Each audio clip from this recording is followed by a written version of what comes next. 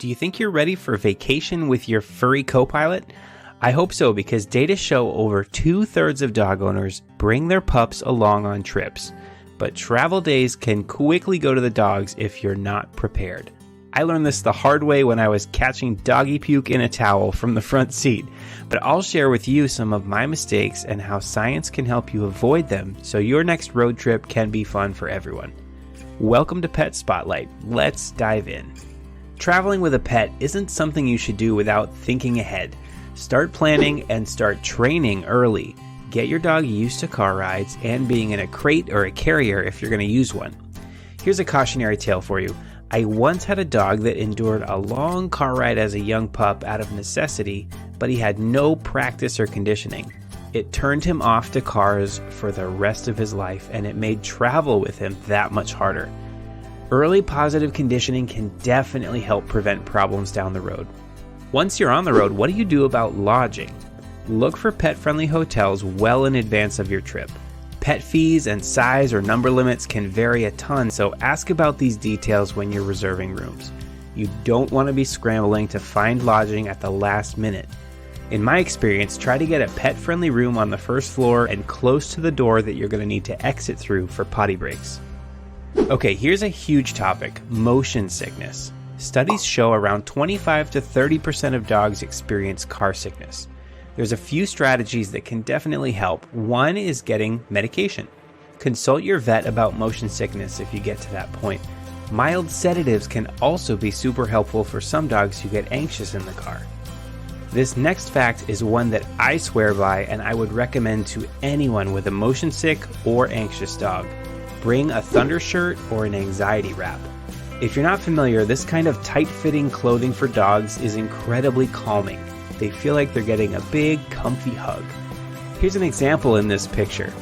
These wraps have been found to lessen dog stress by up to 80% during travel.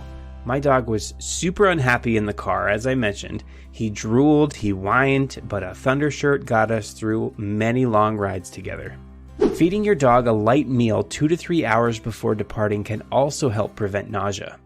Think about how you would feel if you just finished up a huge dinner and then you got in the backseat of the car on a windy road. For motion sick prone dogs, just don't give them food or water right before you hit the road. Their stomach needs time to settle. So what do you feed your dog when you travel? First, on the day of travel, make that pre-trip meal high in protein. Protein boosts alertness and it could help reduce car sickness according to some studies. Second, be sure to bring their regular food along. If you've ever tried to change your dog's food too fast, you are already aware of this fact. Drastic diet changes could cause stomach upset, so stick to what they know. So back to anxiety and car sickness. Here's a few other facts about medications for dogs that you should definitely talk to your vet to get the best and latest information. Adaptil or DAP diffusers release synthetic versions of pheromones.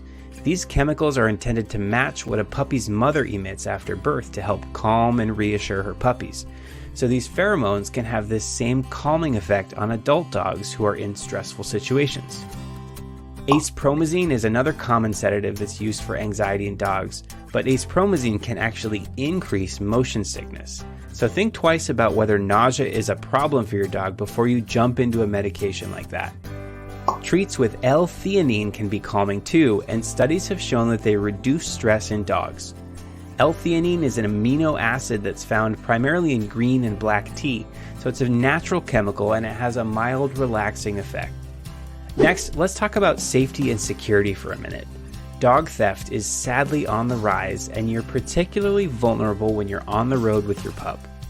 Make sure their ID tag is up to date with your phone number and your destination address or hotel details. This ensures your dog can be quickly returned if they're lost on your trip. Also, double check your microchip information in case your dog runs off while you're away from home. Try using a dog seatbelt harness to keep them safe and controlled in the car. Unrestrained dogs can become distractions or projectiles during an accident. It also keeps them more safe from unexpected turns or stops. Make sure you're doing everything you can to keep your pup comfortable along the way. Here's a few quick hit tips and facts to help make for a smooth trip. Be sure to pack a collapsible water bottle. These are great space savers and there's plenty of options at pet stores for travel. Keeping your dog hydrated is crucial, especially on long drives. Bring along their favorite toys and blankets. Transition can be stressful for dogs, so having familiar scents and objects around them can help avoid anxiety. You've probably also seen trendy videos with calming sounds and music for dogs, so it's really no secret that soothing music can also help some dogs relax. This next one is hard for me even without a dog in the car. Keeping the temperature right is such a battle. Now, from your dog's perspective, they probably prefer cooler interior temperatures like 68 to 72 degrees Fahrenheit. Panting and overheating tend to spike anxiety hormones in dogs. Dogs are likely already panting if they're anxious or motion sick, so keeping it cool and maybe cracking a window can help everyone. And make sure you road warriors out there are taking enough breaks for your dog. You gotta stop frequently enough for your dog to go potty and take a movement break and stretch their legs. Most dogs need this every 2 to 2.5 hours according to research. You should check out this next video on some fascinating facts about dogs' incredible bodies. Happy trails, and thanks for joining us on Pet Spotlight.